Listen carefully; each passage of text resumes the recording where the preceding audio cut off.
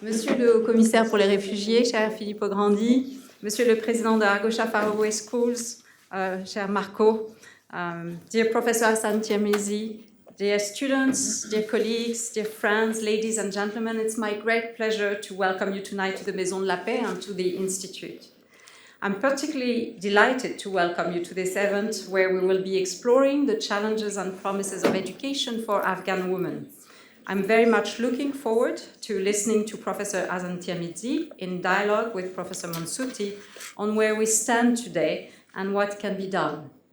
The event is also the occasion for an important announcement. In order to support the education of Afghan women, the Association Arghosha Faraway Schools and the Geneva Graduate Institute have partnered to offer scholarships to Afghan women students admitted to a master program here at the Institute. The Maria Rosario Larati Nadio scholarships. These scholarships will be awarded without distinction of ethnic origin or religion.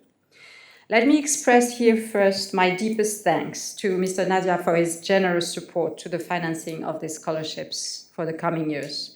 At the Institute, we will make sure to fundraise also beyond this starting years so that this necessary initiative can be institutionalized for a number of years to come.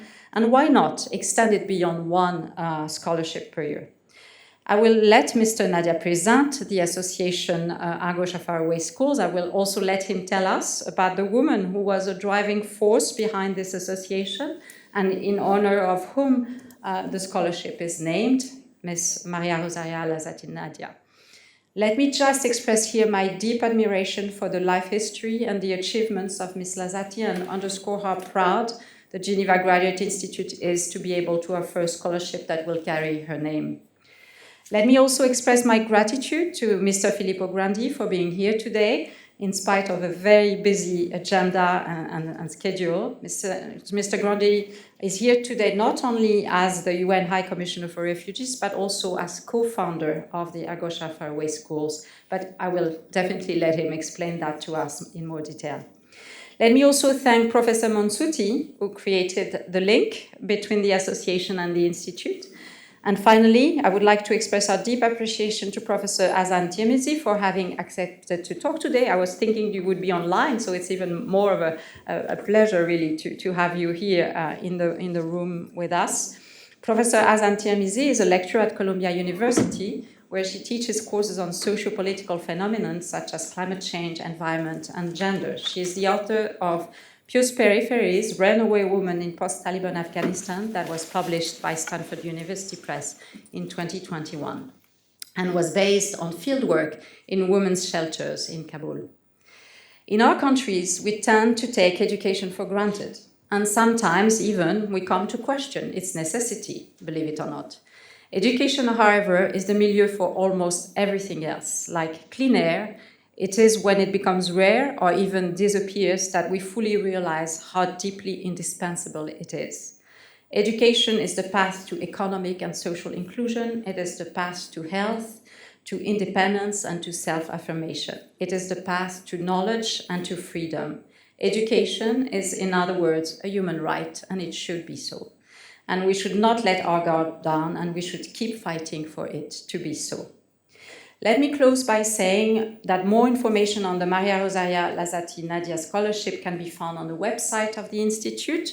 The scholarship, as I said before, is open to all Afghan women without consideration of social class, ethnic and regional origin or religion.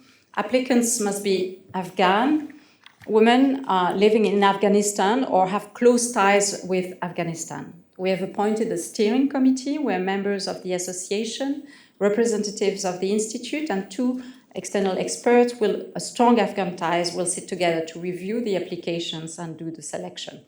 I'm looking very much forward to being able to welcome the first young woman in September 2024, and I hope that we will find ways, I'm sure we will find ways to increase the number of beneficiaries. At least this is really an objective that I will inscribe as a priority for us at the Institute and to myself more personally.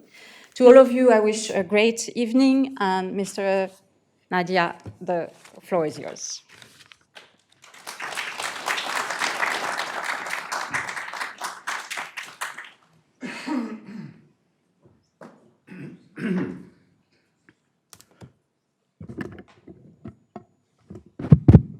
Yes. Can you hear me? Yes. All right. So good evening. My name is Marco Niada, and I am the husband of Maria Rosario Lazzati, who is the lady who is inspiring this scholarship that we hope it will last as long as possible and will benefit as many Afghan women as possible. Well, who I am, I've been a journalist for 30 years. First, I was covering international affairs, and then I was London bureau chief of Il Sole 24 Ore, an Italian paper, and then I went into public relations, financial public relations, for another 13 years. So I spent the last 30 years of my life in London. I've always loved traveling, and I went to Afghanistan the first time with a second-hand Land Rover in 1978, when I think at least 3/4 of the people in this room weren't born yet. And, and then, for a twist of fate, I got back to Afghanistan in 2004 because my wife's best friend, and also a very good friend of mine, Filippo Grandi, who is now has done a big career, he is the High Commissioner for Refugees, at the time was the representative of UNHCR in Afghanistan. So at that time, the situation was pretty quiet. My wife was turning 50, and she wanted to celebrate her birthday in a special way. So she said, I know you like Afghanistan, Filippo is there, why don't we go there? I said, yes, but then we have a son who is only 13. She said, well, it's our only son, he will come with us. So there we started. We all went to Afghanistan. Filippo was, at the time, on a mission in the Central Islands in Bamiyan. So when I went in 78 in Afghanistan, I passed through that area as well. So I was very excited, so we went there. And there we witnessed a terrible situation because particularly the Central Islands, not only they went through the Russian occupation, not only they had the following 7 years of civil war, but under the Taliban, they suffered a lot of persecution. So the area was particularly in bad shape. We told to ourselves, what can we do? And we said, well, it's not very expensive to build a school and do something. And so we said, well, we can start with our own money and see what happens. And then this is a story, it's all a feminine story, if I may say, because it worked like that. Through the UNHCR, where we met Sima Samar. At the time, she was the Minister of Women Condition under first Karzai government. And she founded this charity, which was Shuad organization, which was health and educational charity. And then the other important woman of our life there was the successor of Sima, who was Habiba Sarabi, and she became Minister of Women Condition from 2003 and 2005. And then she moved, and she became the first and only woman governor of an Afghan province, which was Bamiyan province. And thanks to her, the impulse was such that we could build many, many schools. And actually, since then, which was 2004 when we started, then Paolo Lazzati, who is sitting there and who is brother of Maria, joined, and we set up a proper organization that we called Arghosha Faraway Schools, after a name of an area north of the Bandamir Lakes, where we built our first school at 3,600 meters height. So that's it in a nutshell. Ever since we built 15 schools, hosting 8,000 pupils, mainly girls, 5,500. The reason being that when the Taliban fell and there was the government supported by, must say, yes, by Western country, the Afghan constitution gave the same rights to women than men. So the problem was that women didn't have a place at school. And so the best thing to do for us was to build, to fund, actually, we didn't build personally, to fund the construction of schools for women, which was paramount, because the poor girls were, as soon as they could go to school, they had to sit down. They went in shifts, so when the boys went, they came into the same school, or they had to sit on the ground because there was not enough room. So giving them a stable place and serenity and all that was paramount for them to study. It was an incredible success, a crashing success, not for us, but for the country, because when the Taliban came back, almost, in our region, almost 50% of the pupils were women. When we started, it was probably 6-7%, if we were lucky. So, and it was growing, so less men were going to school and more women. Then the year went on, and then came COVID, and in 2019 we stopped going to Afghanistan. 2020, all the transports, as you know, were disrupted, and my wife was very, very keen in doing what we were doing. She was a teacher herself. She was teaching Italian literature and history at a high school. She got graduated with a pretty challenging and daunting essay on witchcraft in Europe. She was studying history of Christianity, and as many people probably don't know, because of religion issues and so on in Europe between the late Middle Ages and the beginning of the modern era, for 3 centuries, there were persecution of women under witchcraft, and at least 60,000 women died, killed, summary trials, and burnt like witches and so on. So Maria was a convinced supporter of women's rights. She was a feminist when she was young. Then she changed, she smoothed up. She loved cooking. When we went to London, she became a great chef. She wrote also cooking books. And when she went to Afghanistan, she loved to go into the village and learn the skills and tell and teach. So that was the story of us there. And when the Taliban came back, the situation changed abruptly. As we know, women couldn't go to school anymore after grade 6. They were sent back from work. Together with the schools, we had sponsored 28 university scholarships in Kabul. And 16 of the girls already got graduated. One got even a master. Many of them already had a job. 8 women were still studying. Just the last semester, the Taliban arrived and they stopped. Just one semester before the end, they were stopped.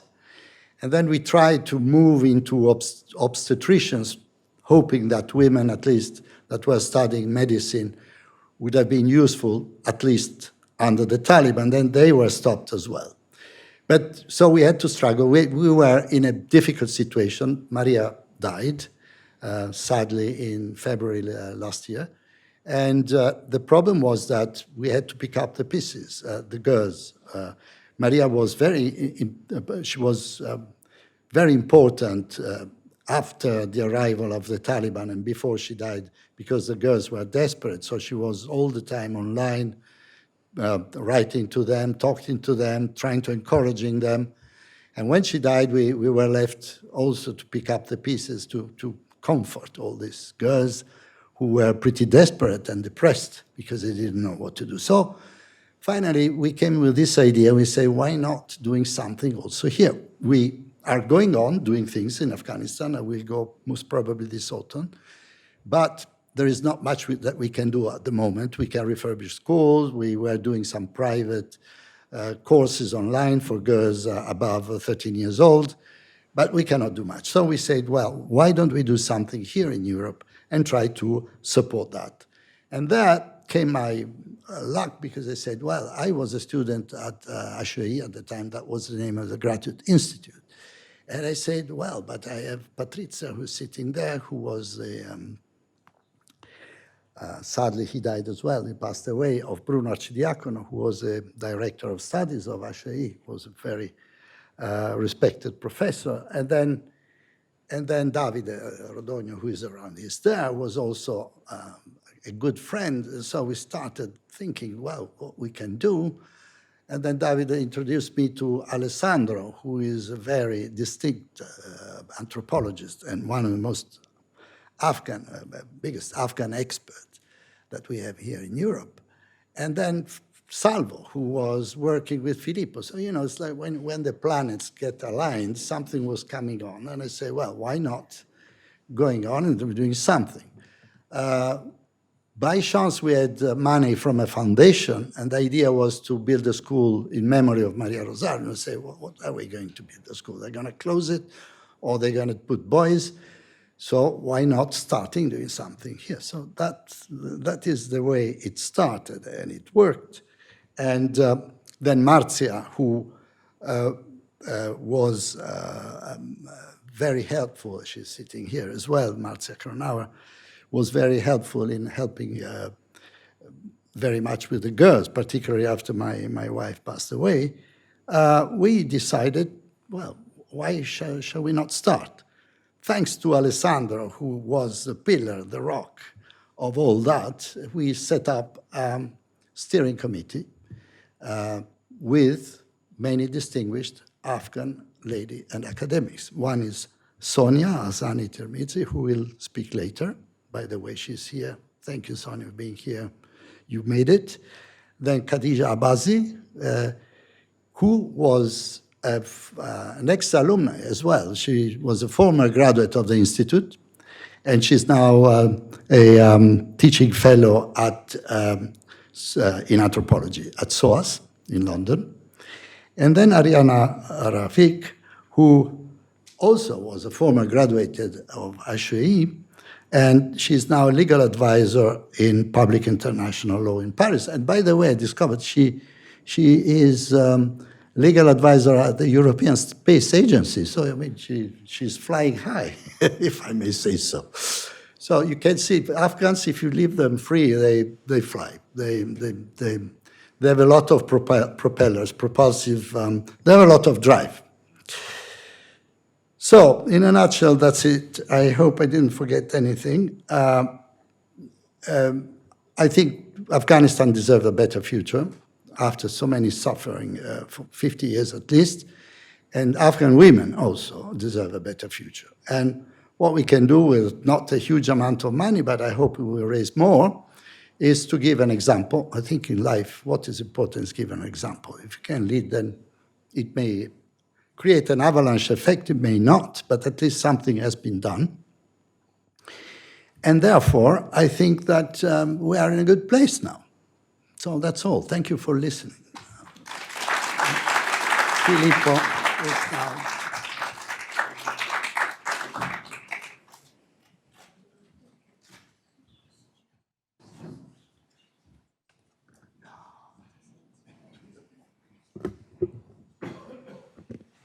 Thank you very much. Good evening, bonsoir. Merci à Marie-Laure de nous avoir ici. Thank you, Marco, for your very beautiful, difficult to follow what you said, also because the emotions are very strong. First of all, I want to thank you, Marco, for having this idea of establishing a scholarship in memory of Maria Rosario. And I want to also thank the Institute for hosting this initiative and owning this initiative. So much gratitude. Of course, Marco is an old friend and a dear friend. So are Rosario's siblings who are here. And the Institute is an old friend too, not just across the street from where I work every day, but is a close partner in so many endeavors and a supporter to a lot of what my organization does. I just want to say very, very few things, both from my professional standpoint. I think there is a bit of expectation that I do that, but don't manage your expectation. And but mostly maybe from my personal point of view. I want to echo what Marco said. I think nobody can underestimate the gravity of what the Taliban are doing to Afghanistan, of the policies that we see once again implemented in that country at the expense of its people. And I think, there's no point in really talking too much about that. That makes us angry, makes us sad, makes us feel powerless, really. And that's it. That's simply it. It also, for those of us who do work in Afghanistan still, it puts us, this is bad for Afghans, full stop. But in addition to that, and to a lesser extent, it's also very difficult for those of us who work there. Because every day, I can assure you, we have to face the most intractable dilemmas. What do we do? We must stay, we want to stay, we think it's right to stay, but the Taliban are not making life easy. Certainly not to the Afghans, but not even to those trying to help. And that generates even more frustration and anger. But, I am, like I think most humanitarians, I am part of those that believe that we must continue to engage. We have no other choice. We must stay, and staying means engaging.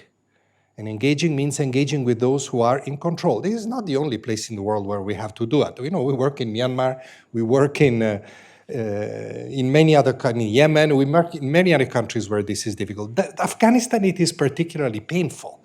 But I think engaging is the key word, and the most difficult word for us. What does that mean? Because you engage, you don't want to renege on principles, you don't want to cause harm by trying to do good, and all this is a very narrow navigation in the middle of very, very difficult obstacles. I say this because I am convinced, having been in some of the events in the past couple of years, that this engagement requires the participation of Afghan women. As a matter of fact, it's Afghan women that should lead this engagement with the Taliban. Now, it may sound idealistic because some Taliban, one of my deputies who's a woman was in Bamiyan last week and tried to engage with the authorities. They wouldn't even acknowledge her. She's an Assistant Secretary General of the United Nations. So, engaging, and she's not an Afghan woman, she's an Australian woman. So it's very, very difficult to engage, but she didn't turn back. She stayed there until they listened to her. So I think that type of engagement needs to be participated in and, whenever possible, led, if not directly on the spot because it's too difficult, led from somewhere by Afghan women. We have to listen. I have to say that in the past couple of years, when we had to make difficult decisions about our work in Afghanistan, I have always tried to consult at least with our women colleagues and to seek their advice, Afghan women colleagues, and to seek their advice. When I say leadership, I also mean that. And that's why, and I come to this initiative, to the scholarships, I think this is a contribution to that. Small, because it's to begin with, it's small. We hope it grows. Marie-Laure said it. We really hope it grows. We need everybody's help to grow it. But we need to help to build the capacity of Afghan women to lead, even if they cannot lead out there as they did a few years ago. We need to do that. And this is a little but concrete contribution to that effort, of which I'm very proud, and I think, Marco, you should be very, very proud. So I'm happy also to have a small part in this whole endeavor as a member of this committee, which now many of you who know me in another capacity know my secret life. I have also this little activity on the side, which I'm very proud of, with the authorization of the United Nations. And I'm also proud for a couple of very personal reasons. One is that, of course, this started when I was posted in Afghanistan myself as UNHCR's chief of mission 20 years ago. Those were the years when we were getting out of the Taliban. I arrived in Afghanistan to take up my functions on September 11, 2001. So, that is will be for all my life my claim to fame. And of course, it was a symbolic, not a real date, a symbolic date, but it's really shaped also my experience there. And therefore, I'm particularly proud to support this initiative. And of course, I am proud to support it because of Maria Rosario, who was such a dear friend. Maria Rosario was not a diplomat. She was not a UN official. She was not an aid official. She was not, she didn't have any particular professional affiliation with this type of work. But, like Marco said, I have seen her talk with Afghan women, both when we visited many times together, when I was there, but also in subsequent years. And what she did, I remember after the Taliban came back in August 21, how many hours on the phone spent trying to see how can we keep in touch, how can we support women, how can we not let them become desperate. And she was always the one who had the right formula for that. I mean, that was, I think, her gift in life with everybody, but she did it particularly well on this occasion. So I think that to commemorate her like this, through this scholarship, is very appropriate and very, very important. So that's it. I just want to say that this is beautiful. I hope that you will spread I see here many, many friends in this group. I see people that have worked with me in Afghanistan in the old days. I see diplomats, I see journalists. So please, you have many channels to say this is a non-political, human, but very important. And by the way, I don't know if there is anything non-political. This is probably very political too, but in a good way, in supporting the Afghan people that we all love. A last point I wanted to make. Of course, it is good. Marie-Laure read I don't know how you call it, the description of this project and said it is open to all Afghan women, whether in Afghanistan or with close ties to Afghanistan. This is important because, of course, it may be difficult for women in Afghanistan today to participate, but close links is important. The original, Marco said it, but I want to stress it. The original idea of this committee, this small committee of a few friends that we formed with Maria Rosario, was to help people that stayed in Afghanistan. That in those days was easier, that stays and contributed back. So maybe women now that will benefit will be like some of the very distinguished Afghan women that are with us today will be outside for obvious reasons, but we want that to be a contribution for those women, and they're the majority, who are not outside, who are not refugees, who cannot be, or maybe sometimes don't even want to be, because they stayed behind with their families in their country. It's those women that we need to think of in Maria Rosario's name and support tonight. Merci beaucoup. Thank you.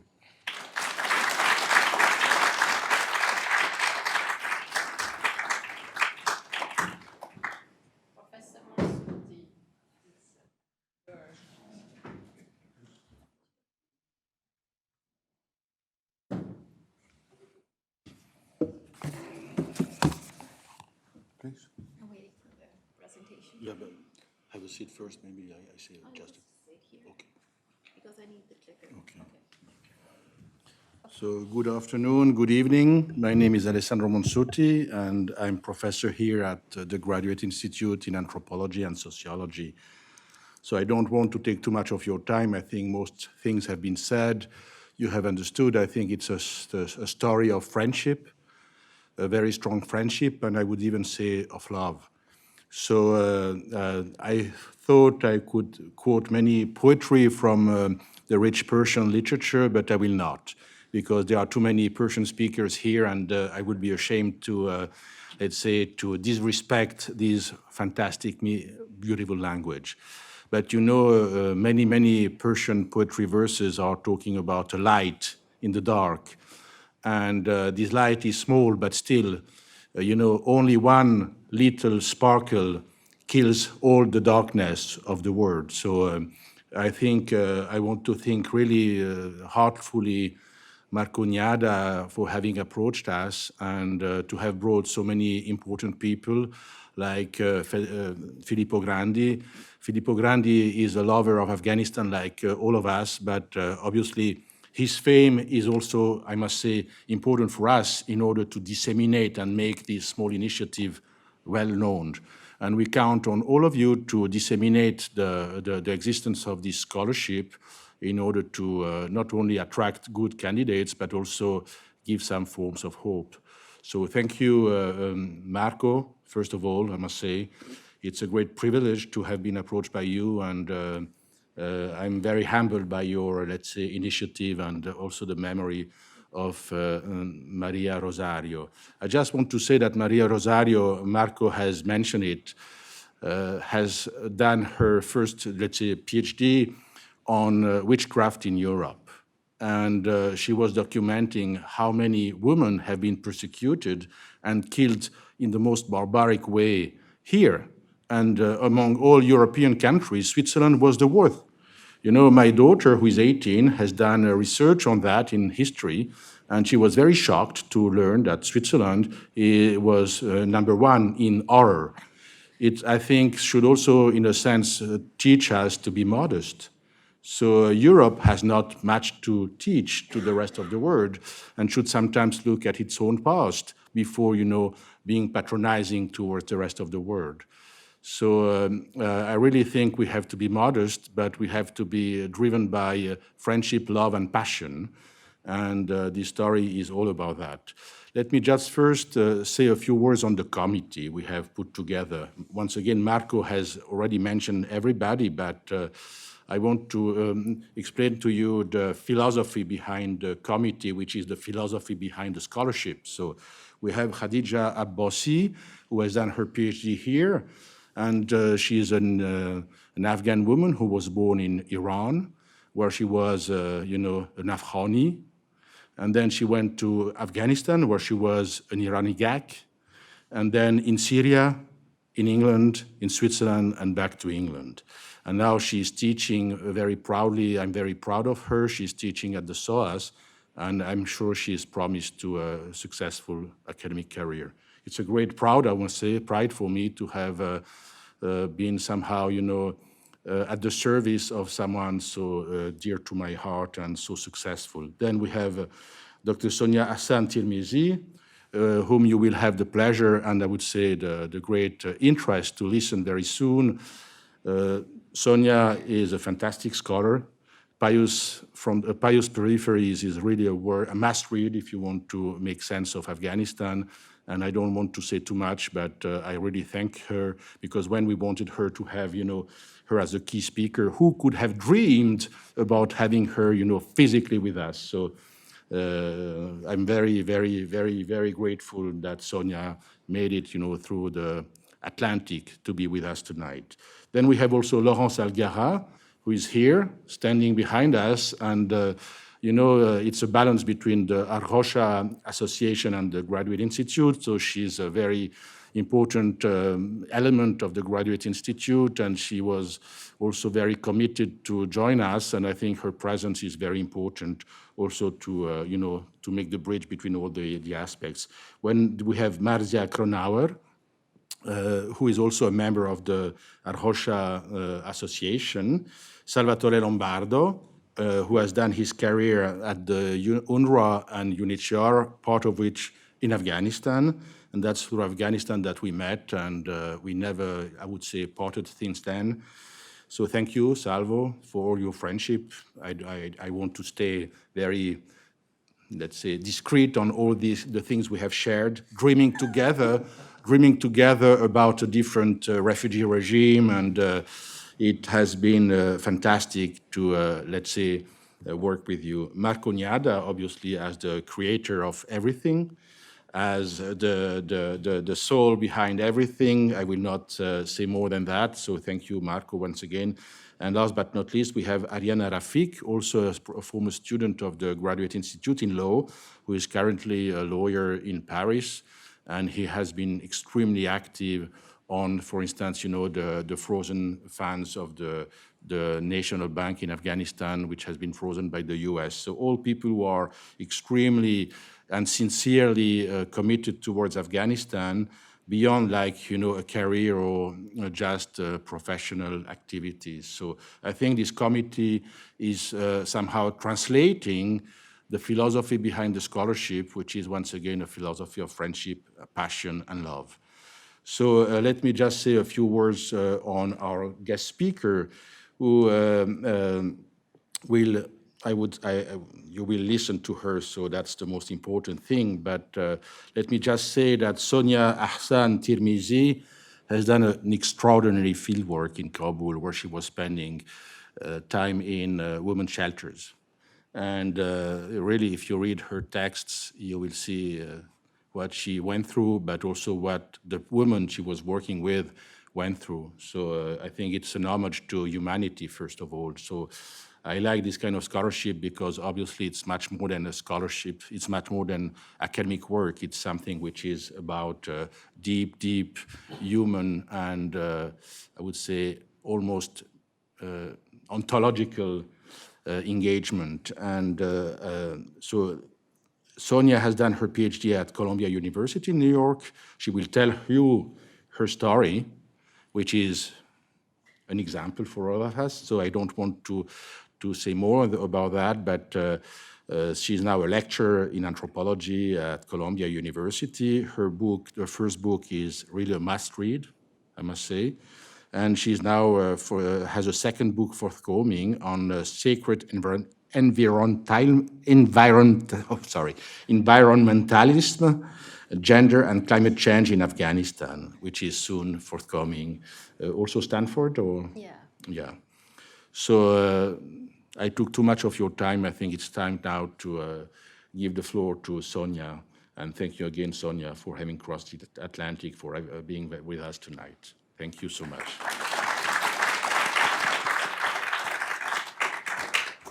Thank you so much, Alessandro, for inviting me and for making me a part of this. Thank you to Director Marie. Thank you so much, Marco, and to Filippo. I'm a little bit nervous that you're here. I took good notes, though, when you were talking. But yeah, my presentation is on the challenges and promises of Afghanistan, because that's what I was told to talk about, and I will. So Afghanistan has made tremendous progress in education in the past 2 decades. However, as everyone said, educational inequalities have intensified significantly in the last 2 years. Education in general and women's education in particular face tremendous challenges. Oh, is this working? Oh. Can someone help me with the clicker? Probably you can use this. Okay. Okay, thank you. Okay, today I focus mainly on 3 main challenges that have historically created considerable obstacles for women's education. These are the challenges related to infrastructure, health, and governance. And at the end, I will also consider a new challenge, which is the climate change, which is the topic of my next book, which I'm very excited about, as scholars are usually very excited about their own work. So I'll talk a bit about sacred environmentalism as well. While some of these challenges and promises are universal, there is a locational specificity to Afghanistan. I believe it is important to be attentive to local details and to local differences. And this is why my work is deeply ethnographic in both thought and content. It is a fine-grained social analysis. with a lot of time spent on the ground. As with most academics, I too ask and scrutinize difficult and big questions with empirical evidence. So my first book, which is Pious Peripheries, Runaway Women in Post-Taliban Afghanistan, posits a new interpretive framework to study socioeconomic systems in Afghanistan. So piety as an interpretive framework to understand social relations. The book advances the familiar notion of agency in Western philosophy or agentive action beyond the binaries of conformity and subversion. Traditionally, in Western philosophy, what we know, you get agency by subverting or resisting the normative order. So this book is meant to nuance how we think of agency in Afghanistan's context and more generally about Muslim women, how they live their lives in the everyday. I developed the concept of a non-traditional subject position, and the subject position is the individual vis-a-vis power formations. This non-traditional subject neither conforms to normative structures of Islam or to other normative systems, and it doesn't even completely abandon them. So an example, a concrete empirical example of this kind of subjectivity would be a woman who chooses to wear the burqa, but still wants to get an education. So this might seem contradictory because she seems traditional, but she's rooting herself in one tradition, and she is defying and challenging another tradition. And these are not contradictory positions.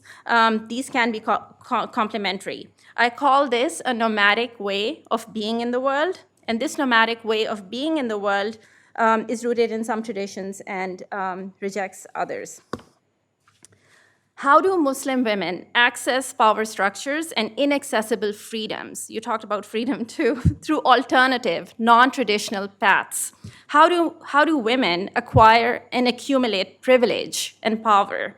And how do power structures transform once women make an intervention within them? And I have to just say that I'm so happy that the director of this institute is a woman. So yeah, so I think it's transformative for the institution, I would argue, as an anthropologist.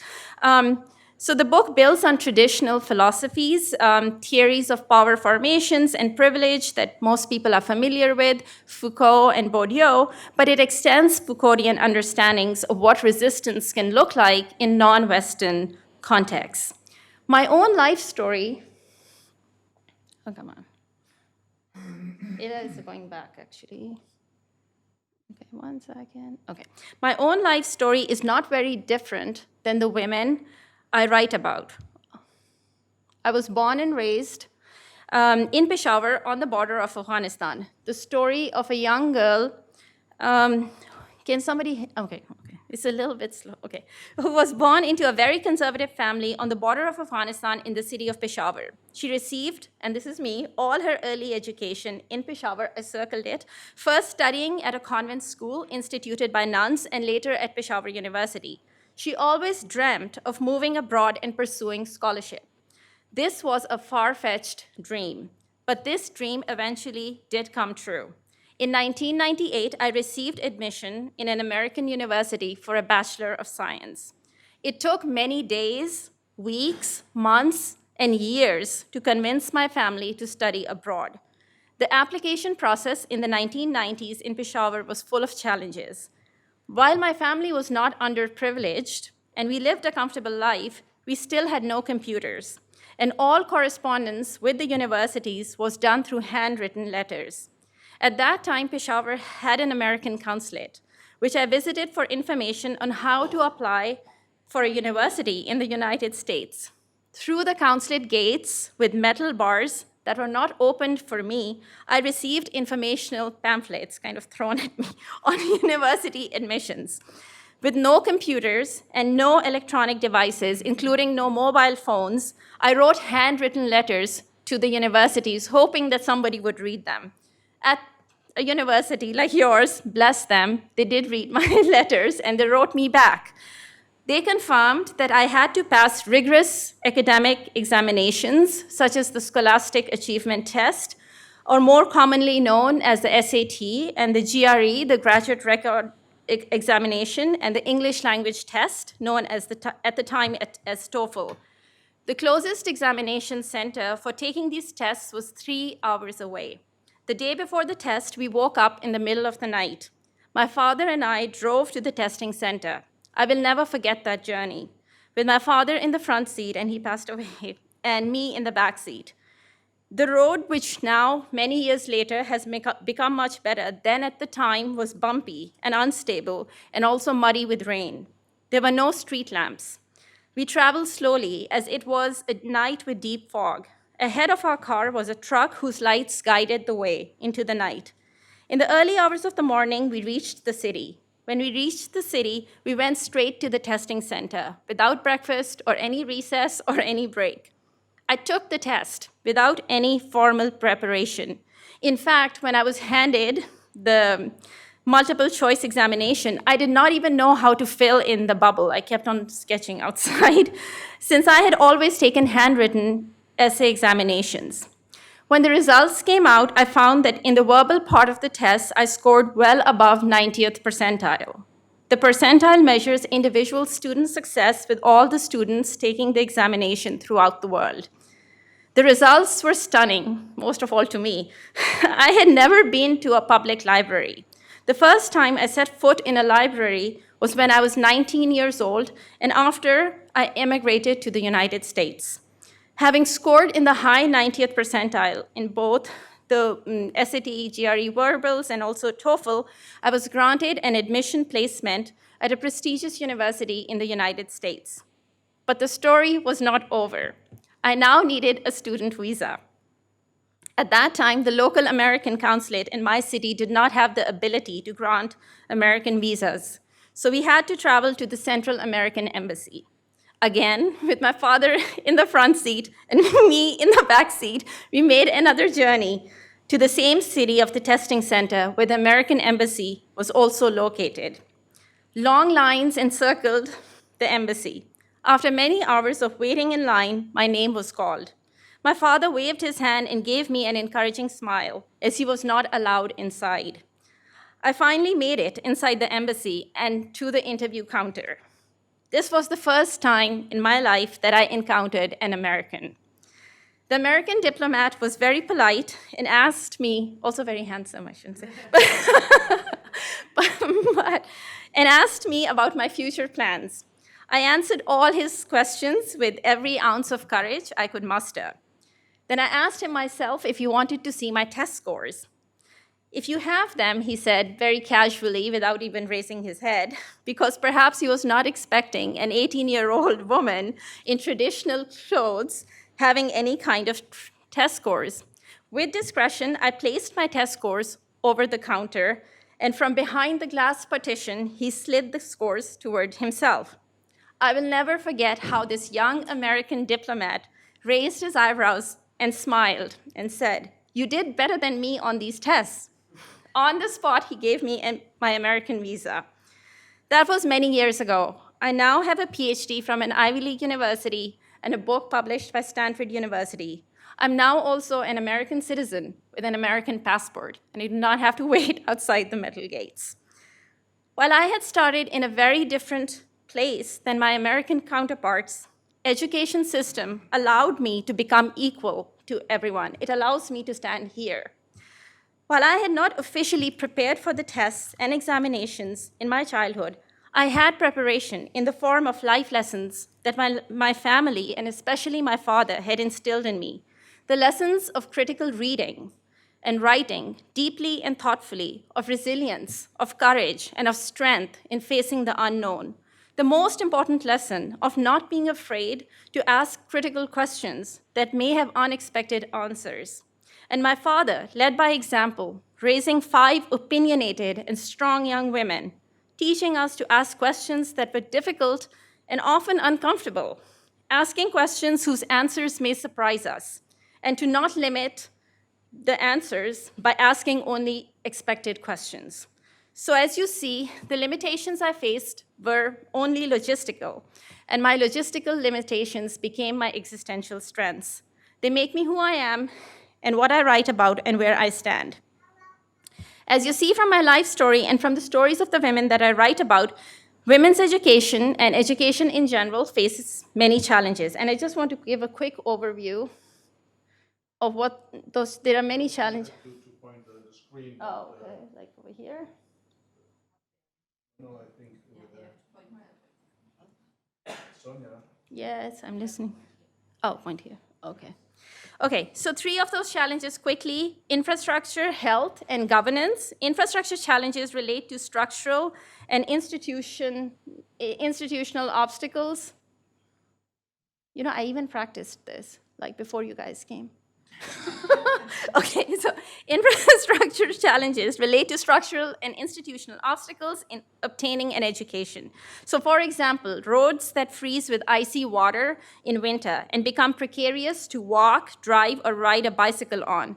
Bridges that break. Limited transportation or buses to transport students to schools. Unsteady buildings that shake at the slightest sign of an earthquake or a hurricane. Electricity that vanishes every other hour, unreliable communication systems, and waste management. Given these infrastructural limitations, I propose that we reimagine how to teach women and girls. A reimagination of educational possibilities would include extending early educational opportunities to the home. If women and children have technological access, the home can become a school, and existing schools can become connected with global networks. So for example, recently, last semester, I taught a course to Afghan women from New York City, and I used a lot of the resources from Columbia University. There is tremendous potential in these technological advancements where young children can learn at an early age the alphabet or get immersion in early mathematics and physical and human sciences. And we call them STEM or STEAM in the United States: science, technology, engineering, and mathematics. And if you include arts, then it's STEAM. Most people think of infrastructure problems as they relate to buildings, technology, construction, and non-human entities. But infrastructures are also social. So infrastructures are both human and non-human. This becomes increasingly important when we think of health challenges that also affect women's education. Okay, health was before. Okay. While hunger, disease, and adverse health affects all genders and all classes, women and children are especially vulnerable to disease and early deaths. Maternal mortality is an extraordinary problem in Afghanistan. In addition to the now familiar COVID epidemic, Afghanistan still has polio and increasingly measles. All these affect women and children's health and in turn their access to education. International efforts have focused on building subnational and local governance in Afghanistan. During my time living in Afghanistan and doing my fieldwork, I witnessed focused capacity building trainings to create a robust civil society. And these are keywords that are used by international donors and then studied by anthropologists and sociologists. Words like capacity building, civil society, good governance. But it is obvious that many times these measures fail. Even well-intentioned efforts do not always become successful. So capacity building, I believe, often becomes a way to train people only to become good donor beneficiaries, rather than truly building their own capacity from ground up to establish their own politics and institutional formations. So the international strategies are usually top-down implementations rather than bottom-up building. And this is why I think for today's scholarship, it's so fantastic, and I'm here all the way because this is a long-term plan. This is actually allowing women to become, like me, scholars on their own, rather than giving them aid, which is also very important, but it's also really important to actually make them scholars, to write their own destinies. And this is why I think this is such an important initiative. So thank you. Marco. I have a little more academic stuff. I don't know if I should quickly go through it. Okay, so the organizational terrain upon which these challenges unfold, I'll just say it quickly, is the rural-urban divide in socioeconomics. Rural-urban is the divide between the rural areas and the urban areas. In the last 20 years, there has been rapid urbanization in Afghanistan. And so schools, hospitals, and court systems are centering in the urban areas, and a lot of the rural areas do not have access. So one of the ways would be to make that access better, but I think that if any time we think of any program, and again, this is why it's so wonderful with Marco, and that's why I'm standing here, because you're not forgetting about the rural areas, which a lot of these programs forget. So that's important. Incoming resources have to be uniformly distributed. And then socioeconomics has a very interesting life. In addition to the capital systems that we are familiar with in the West, in the form of monetary capital, rural Afghanistan has non-monetary, symbolic possibilities of accumulation of social capital. So for example, hospitality or respect would accumulate social value akin to monetary value in the ways that we may not be familiar with in the West, but I think that it's important to understand that. And this is why I would say it's great that Filippo is now heading the United Nations, because you have that astute understanding of how value accumulates and is created in Afghanistan. And then finally, I want to talk about my next book, which is on climate change, because I think that all of the categories that we have developed kind of collapse with the coming of climate change, which is now the biggest catastrophe, and what everyone, I believe, should be studying. The knowledge categories, as we know them, that we have developed in Western philosophy, I think they collapse with the coming of climate change. I argue climate change shatters the thought paradigms upon which we have historically built our knowledge production, and we need new conceptual architectures urgently to understand climate change and how to mitigate or adapt to it. Climate change, in other words, is destabilizing the ontic certainty of this world. And just to plug my next book, which is Sacred Environmentalisms, is an expansion of my work on feminist studies and social injustices into environmental science and technology studies. Environmental studies has much to gain in creating an alliance with gender and feminist studies, and also migration studies. My next book emerges from the interdisciplinary courses, Climate and Empire and the Environment I teach at Columbia University, Humanities and Anthropology departments. Since gendered vulnerability intensifies the effect of environmental catastrophes, Sacred Environmentalisms foregrounds indigenous and local women's relationships to territory, land, and water. Doing so motivates a reimagining of theoretical notions of environmental sovereignty, gendered intimacy, and even the social contract. An insistence on pluralizing an understanding of human and life to include non-human, what we think of the non-human and non-life, allows a non-dominant approach toward nature and towards the environment. This book presents environmental challenges as philosophical conundrums and as problematics of ethics, as ethical challenges. If we think of the environment in the ways that we have thought of in feminism, as a philosophy of ethics, I leave you all with this existential question that Western philosophy has been studying and that I started this presentation with, the question of agency and the question of having rights. Agency as the ability to give consent, agency as the ability to say no, agency as having the capacity to have rights. What if the water we pollute could say no? What if the air we contaminate could say no? What if the earth we inhabit could say no? What if we consider the non-human, and indeed the earth itself has agency? Thank you.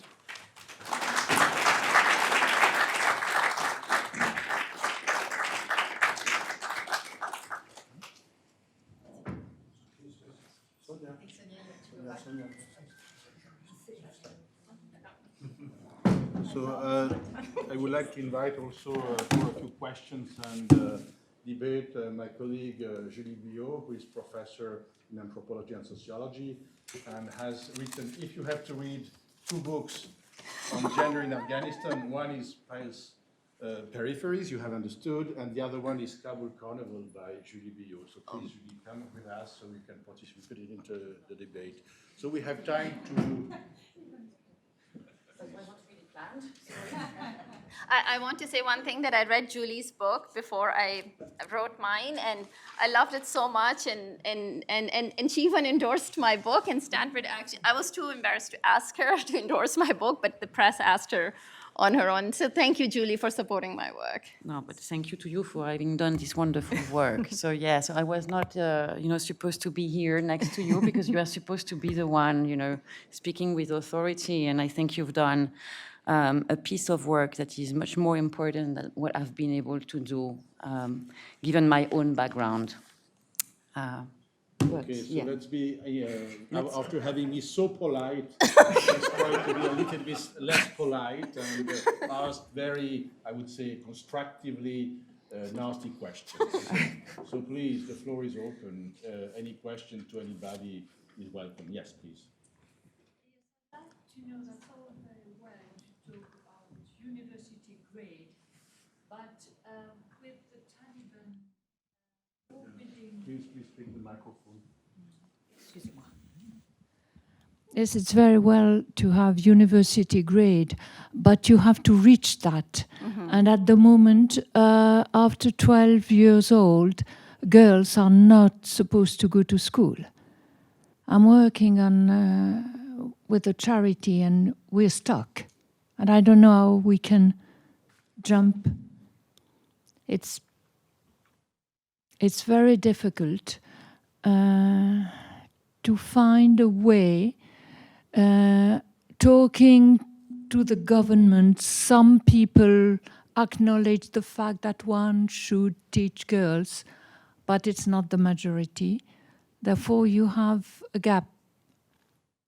So, what's your idea? What's your solution? Are you asking me? Yes. I ask anyone. So for me, what can I tell you? So I have a funny story about the Taliban because they took our house, and it was, the house is in my mother's name, and they said we are not talking to women, but there's no men in our family because my father died and I don't have a brother. And the house is a woman's house because it's in the name of my mother. So now it's a problem because if you're not talking to women and you're living in a woman's house, then how do you solve that conundrum? So yeah, this is a very difficult question that you're asking. What I do for myself is I'm teaching with the American University, which is now in exile, and I do teach online courses. So women can continue their education, and they're giving a lot of help to women because it's an expensive university, but now they're allowing people, and women especially, to come back, and so I participate in that. And many of us even teach at almost nominal, like just to help and be a part of the ongoing education. But it's very hard for the women. Even just to take the online courses is not easy because internet keeps getting disrupted and all of this.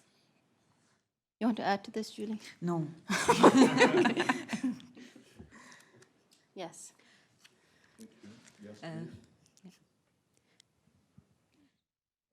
Good evening.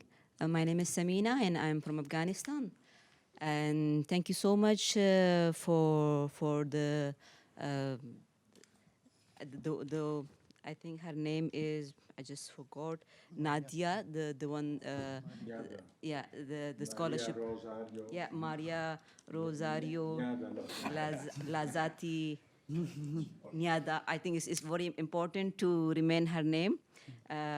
And I'm thankful for her, and I'm thankful for the society, and I'm thankful for even the Swiss government or all organizations who are involved to establish this scholarship and enable women, Afghan women, to participate.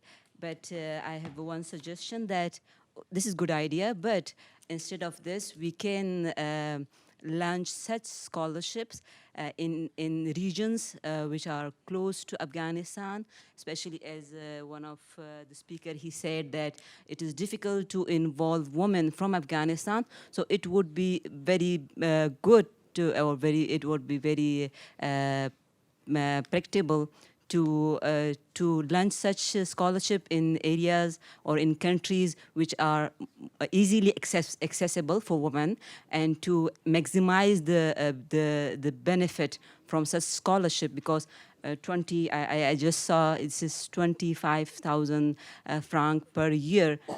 We can launch 4 scholarship per year in other countries which are close to Afghanistan, and make more women to be more benefited.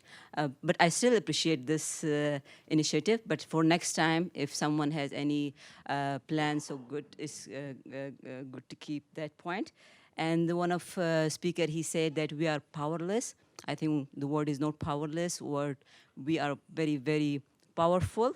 And it's all the matter of engagement, as he mentioned, but more positive engagement. And for this engagement, I would just suggest for those like the lady who's sitting behind me, that she's already launching such online courses to involve the remote areas of Afghanistan, especially East and West Afghanistan, because I believe women can change the society. So make this change from inside, from deep of Afghanistan. And my third suggestion is from the all audience. I believe that there are scholars and representative of international organizations, and they can play very active, very strong role to convince, to force this regime to allow women to study. Taliban are not, they're not very, they are a big challenge, but they are not a challenge which cannot be solved, which cannot be overcome. But we have to work, we have to raise our voice. I think right now the world is not doing what they should do. This is what I believe as Afghan woman. Thank you so much. Thank you. Yeah. So, do you want to react? I agree with everything you said, and thank you for making those points. Yeah, all of them are really valuable points. Thank you for making them. No, I agree, and I think that's important that you are here and that you talk, because I think there is also a representation of the Taliban as this unified kind of political body with whom it's impossible to talk and to negotiate things. And I think from experience that in fact the Taliban are not an homogeneous kind of movement, and that there are areas of negotiations that can take place. And the less this engagement is happening, the more they are radicalizing around women's issues as a performative move, as a way of asserting their sovereignty. Because if there is one field where they can feel in charge, is this symbolic field of gender relations. So I think that there is room for indeed engaging on these issues, but on other issues as well, so that the focus doesn't remain only women. It's included within a broader discussion, which allows for actually a form of acknowledgement that yes, they are indeed in charge, even though we do not like it, but there is no one right now who has the capacity to actually form an opposition to the Taliban, right? So we have to actually deal with them. And the less there is engagement, the more I think they are going to restrict women's possibilities. Right. Thank you. So I saw, I think... Good evening. So I think, Dr. Ahsan-Tirmizi mentioned this initially during a discussion that, for one, obviously there is a challenge to education, but then once you do achieve education, it is a concept of capacity building. And there's capacity building to meet the needs of the donors. But I think the other aspect which I'd like to find out is that how can we stimulate opportunities, maybe, I understand inside Afghanistan is a challenge, but outside, for these skills to actually be for employability within the private sector or the public sector, because there still is obviously the perceptions which come with being a refugee outside of your country, but how do we address those? Or especially as we move towards an algorithm-driven approach in recruitment, so some of these things automatically kick people out without actually them having the opportunity to meet or discuss with someone. So what changes can be done to stimulate employment opportunities with the education which has been received? Over. You mean employment opportunities for refugees outside Afghanistan? Well, once you've got your education, right, you need someone, so once you have your degree or whatever qualification you hold in your hand, you then need employment opportunities. So there are some who do, but also I've worked in the space a bit, and I understand that there's many who have the challenge of, obviously they're now seeking a job. So you can be capacitated to death, but opportunities may not follow those capacities which you've developed. So how do we match actual education with opportunity and self-reliance thereafter, beyond the scholarship? Yeah, I think that's a fantastic question, because right now, even the education itself is not a possibility. So aligning job opportunities with people who've come out with an education is a little bit far ahead. But what about all the people who have already acquired an education, as you say? Where do they go? And this is why I talked briefly about non-monetary value, which as an anthropologist I really am interested in studying, because I think that when we think of Afghanistan, and especially the rural areas, the way that we can understand them, the analytical frameworks that we use, we have to nuance them a little bit. So what are, if you're talking about the women inside Afghanistan, what are they even looking for? Are they just looking for an education? What kind of education are they seeking? And then after the education, what would they want to do? I have to say I'm a little bit optimistic more than other people, because I think, even though I told Alessandro the other day that optimism is a useless concept, but I am optimistic because there are domains where women are necessary and they are working but are not visible. So for example, women working as midwives, so they go to school and they get an education for that, but it's not the traditional school that you think of with the infrastructure, but they have knowledge that may not be familiar to you in the West, but they acquire that knowledge and then they perform a service, which is giving birth, for example. So that would be one thing. Giving teachings on Islamic education, for example, at home, that's becoming a teacher, but in a non-Western way. So some of the categories may not be familiar. And so that's why I mentioned the capacity building, because I think it's a fantastic concept. In fact, my sister often says we need to build the capacity of my mom. So we use that language. But how to do, what we mean by capacity and capacity building, we have to nuance that. And that's why I think Julie's work and Alessandro's work and other anthropologists nuancing those categories and thinking a little bit more deeply about what we're doing. I would love to hear what you have to say on it. Yeah, I mean, capacity building has been, this kind of buzzword that is very much employed across the aid/humanitarian sector. And it is often translated in practice into an exercise in, tick boxing, Exactly. and what I find kind of extraordinary is that it has become this kind of traveling rationalities. So you will find the same formats, almost, identical from one context to another.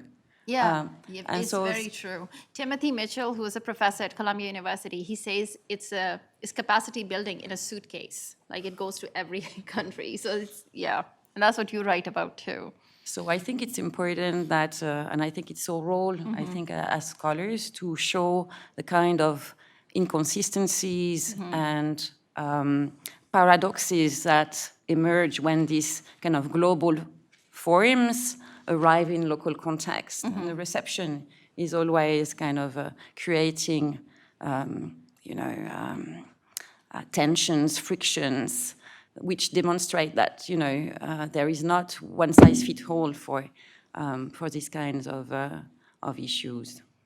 And one thing that I would add is that we have to pay attention to local organic categories and build up. And that is why I said in that context to build up rather than top down, building up, which is I think what your schools, Marco's schools, are doing, because they just allow girls to get an education and then they build their own categories and learn. And so I think that that's also important. What you said with the tick box, I like it.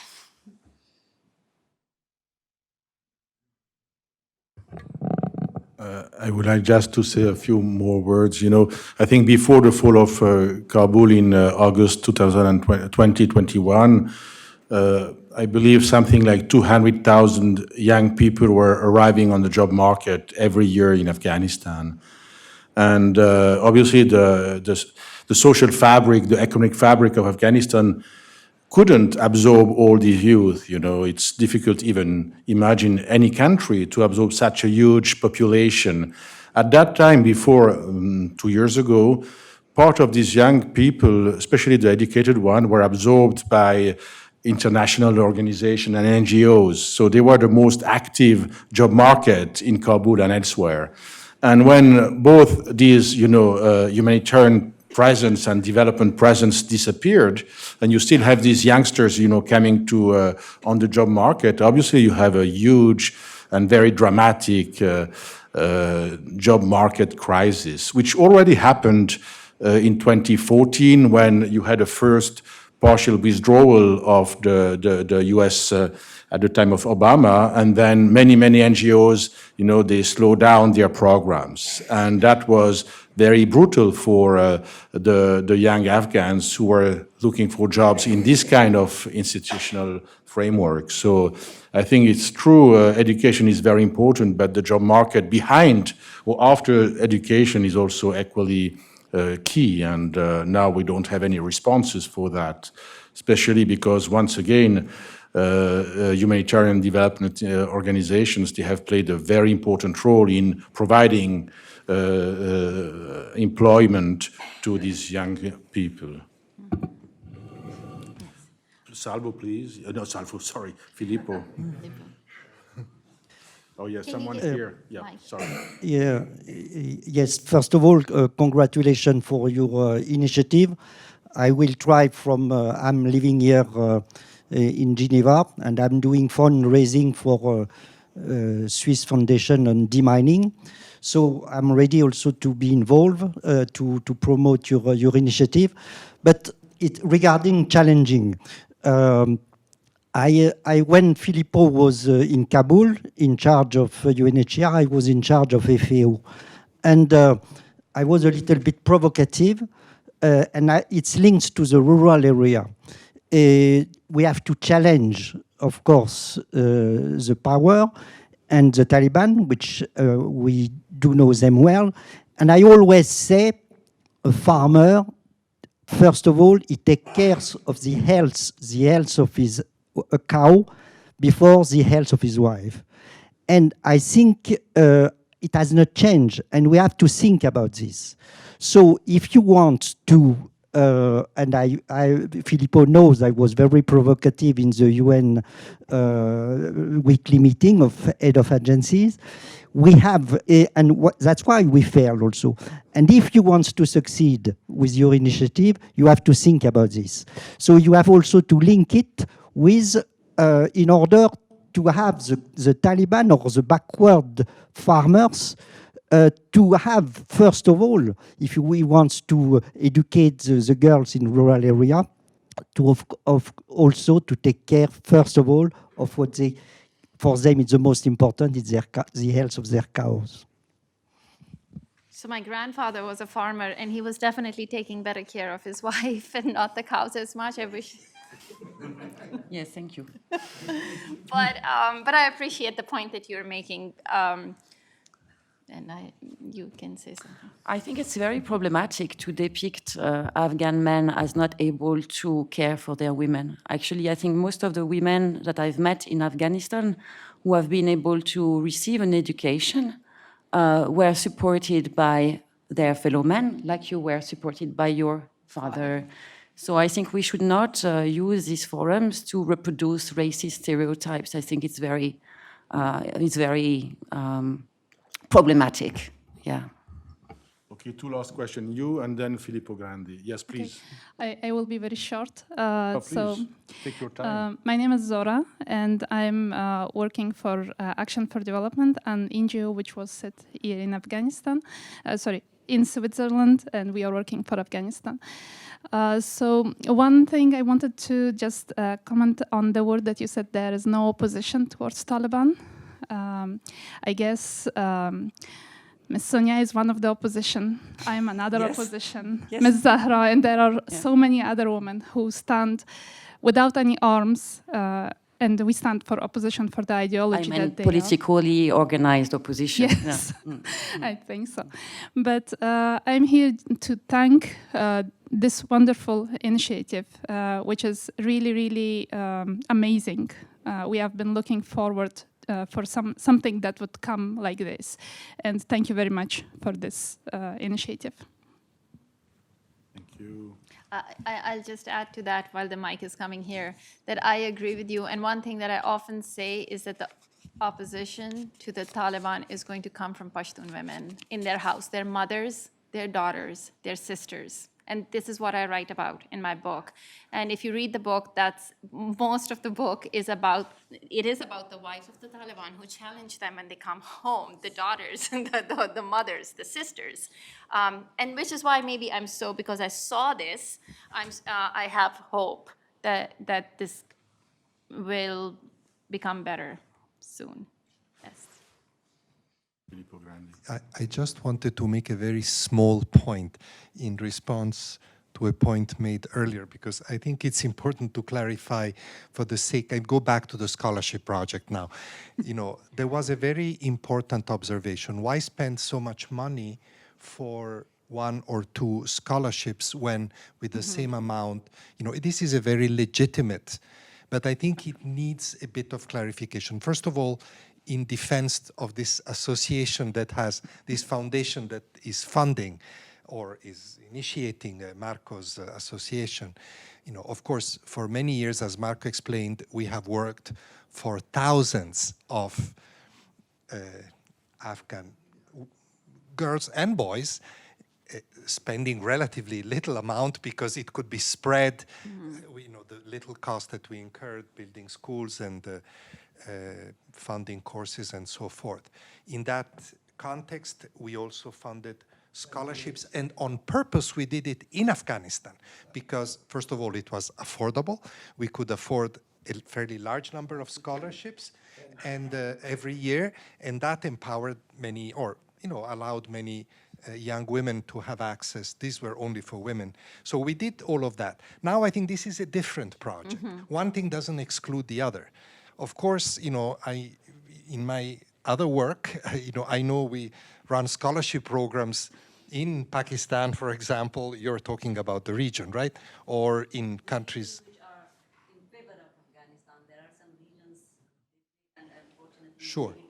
In any case, in neighboring countries, and those, there are many scholarship programs. What we wanted to do here is to give an opportunity, certainly, to less numbers of women, because it's more costly to study in a place like Geneva, but to give access to top level of education to one or two Afghan women.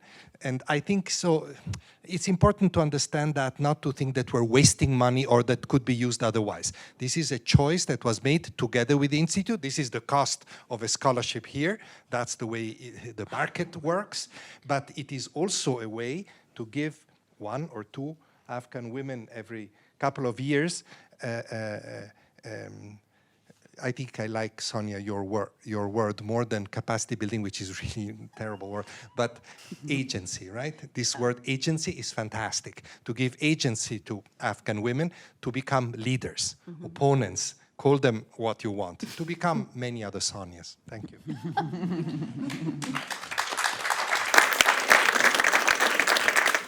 So I think it's time now to conclude. I would very briefly like to second what Filippo Grandi has just said.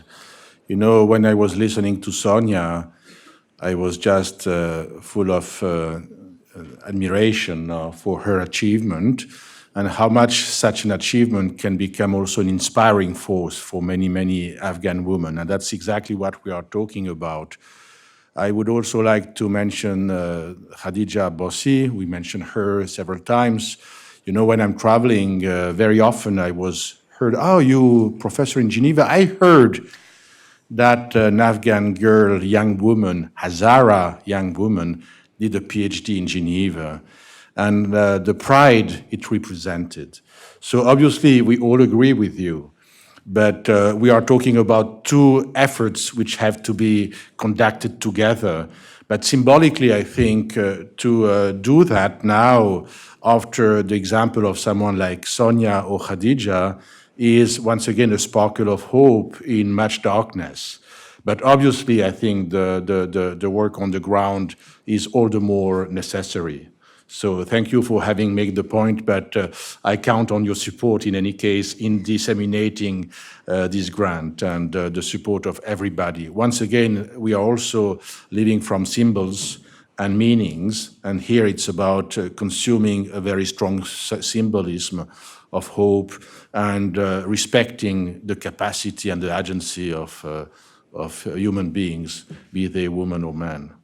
So thank you so much for your attention. Thank you, Marco, Marie-Laure, Filippo, to have been present, and obviously Sonia, Julie, and everybody else. So thank you so much.